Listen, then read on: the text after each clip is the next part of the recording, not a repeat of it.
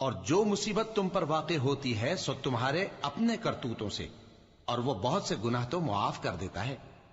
اور تم زمین میں اللہ کو عاجز نہیں کر سکتے، اور اللہ کے سوا نہ تمہارا کوئی دوست ہے اور نہ مددگار۔ اور اسی کی نشانیوں میں سے سمندر میں چلنے والے جہاز ہیں پہاڑوں جیسے۔ اگر اللہ چاہے تو ہوا کو ٹھہرا دے کہ جہاز اس کی سطح پر کھڑے رہ جائیں۔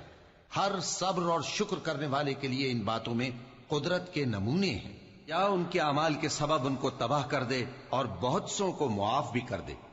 اور سزا اس لیے دی جائے کہ جو لوگ ہماری آیتوں میں جھگڑتے ہیں وہ جان لیں کہ ان کے لیے کوئی جائے فرار نہیں۔ لوگوں، جو مال و متاع تم کو دیا گیا ہے وہ دنیا کی زندگی کا ناپائیدار فائدہ ہے، اور جو کچھ اللہ کے ہاں ہے وہ بہتر اور باقی رہنے والا ہے، یعنی ان لوگوں کے لیے جو ایمان لائے اور اپنے پروردگار پر بھروسہ رکھتے ہیں، اور جو بڑے بڑے گناہوں